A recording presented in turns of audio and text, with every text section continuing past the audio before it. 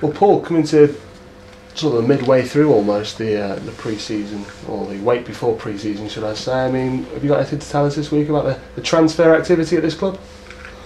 In terms of the transfer activity at the club, I've spoke to, well, I've forgotten how many players I've spoke to over the last week or so.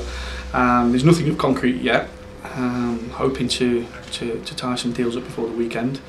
But like I say, as of yet, like I've said before, unless a player signs on the dotted line, I don't like to put all my eggs in one basket regarding it. So there's nothing as yet, but hopefully something by the weekend. Is it still a case of sorting the wheat from the chaff? No, I just think it's a case of just talking and sitting down with targets, and just dotting the I's and crossing the T's on things like finances, etc. You know, and doing homework on players. You know, I think the closer we get to pre-season, I think there'll be more players become available. I think the players will start to cut the cloth accordingly. But I just don't want to dive in and sign the first player that comes along. I prefer to be a little bit more astute and do my homework. Board member Steve Hymas appearing to say on an internet forum that the board are not going to go mad with the budget, but there is going to be some money later in the season for you to use. What does that say about the season's plans in your mind? Well, just going back to it, you know, when I got offered the job, the chairman gave me a wage bill to deal with, to work with, should I say. I felt, and I'm being truthful in this, that I felt that the budget was a really competitive one, where the club should be at the top end of this table.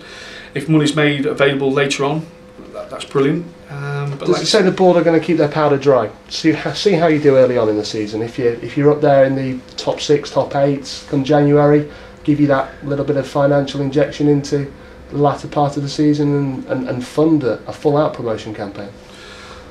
Well, I mean, to just go back, the way I've worked in the past is, you know, when I've been given a budget, I've always kept a little bit of money spare for things that come around the corner later on in the season. You know, I'm hoping that come Christmas time we're in a position where we could have a good push. Now, I've not sat down with the board or the chairman. That hasn't been said to me. All I've been told is to work with the wage bill that I've got. Now, if more money is available come the latter stage of the season, that's brilliant. But as far as I'm concerned, I've got a wage bill to deal with, and I'll be working to that wage bill. I don't want to go balmy and spend money willy-nilly and put the club in a position where that could be a threat. We've just seen Rushden, we've seen the likes of Kettering, we've seen plenty of clubs at this level that probably have overspent, you know, trying to buy the way out of this division, and are feeling the pinch at the minute. So I think in general, you know, like I say, I've got a wage bill to work with, and if the board or the chairman knock on my door and say there's a few more quid to spend, then like I've said to you, I'll spend it wisely, I hope. Let's move on to your second in command almost. Have you finalised who will be your deputy here at Fernley? It's been narrowed down. I'm waiting just to, if I'm honest, to dot the I's and cross the T's on that. Have you offered the job then to someone? I've not offered the job to somebody yet. What I've done is I've spoke to 1 or 2 people, put the package to them, asked them to think about it and get back to me. And that's as well as that. There's a first team player coach that I've offered a position to.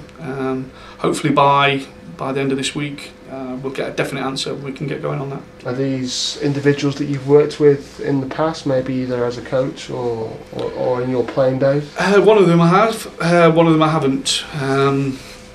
You know, so it's a case of obviously the people that I know personally. I like to work with people that I think I'm on the same wavelength as. So yeah, we just want to finalise everything and make sure that the appointment's the right one.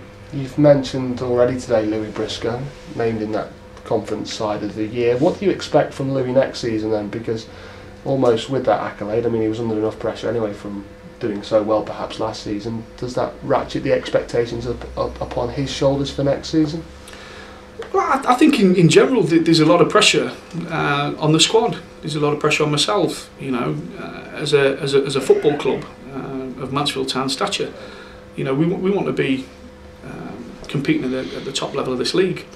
Now, you know, how I work as a manager, I put a lot of pressure on myself as an individual, and I put a lot of pressure on the players. You know, Louis had a fantastic season, scored a lot of goals, but I think, you know, I'm looking to get more out of him. You know, I want more goals out of him. I want to add to certain facets to his game to try and improve him. So, yeah, I mean, pressure. I mean, I think it's quite a nice pressure that, you know, that we've been given an opportunity to get this club back into the Football League. And conversely, there must be one or two people knocking on maybe this club's door asking if he's available. No, there's been no phone calls that have come, you know, to my phone that have asked about him. You know, we want to keep hold of our best players. And just to reiterate, you know, Louis Briscoe is, you know, from a very young lad. I followed Louis' career for a number of years now, from his release at Port Vale to his time at Stafford, Leek Town. You know, this is what can happen if you nurture some of these lads that have been let go by league clubs. Sometimes they develop into very, very good players, and sometimes they have the option to go back into the Football League. But as far as anybody ringing me regarding any of our players, no, my phone's been silent at the minute. So hopefully, come midway through next season, I'll be inundated with phone calls asking about our players. Lee Stevenson was in the Conference North team here, wasn't he, as well? Yeah. I mean, you obviously saw him at first and richly deserved, was it? I think it was, man. I think, you know, and I prefer to try to be honest. If you look at, and I know going back to some of the questions, I know that there's an expectation of this football club to bring a certain kind of football into this football club. Now, we've got two players there that, you know, one got released by Sheffield Wednesday, one got released by Port Vale, and between them, they've worked their way around the non-league scene and all of a sudden find a place, a home where they can showcase their talents, and everything that comes their way has been richly deserved, man. You know, I'm mindful of the fact, like I say,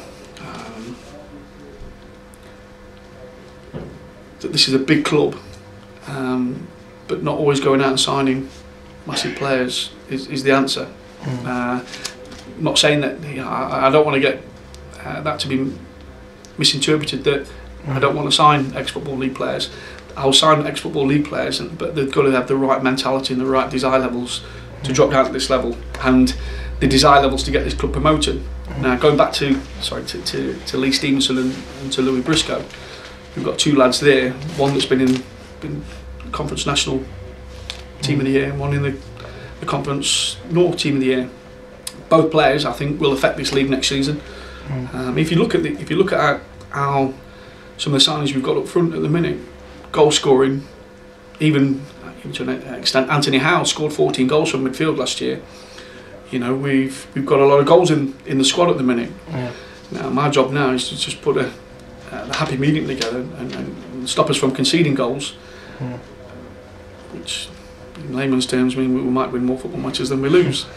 But yeah, just everything that's come their way, Matt. You know, both of them are good non-league players. You know, and I believe in looking at a level and seeing if a player could play at this level, and then adapting after if we get promoted from this league to see. You know, I think both players are capable of playing at a high level. So. Yeah, I just think it's richly deserved for both players. I think both players worked really hard last season. But once again, I'm going to raise the bar for both of them.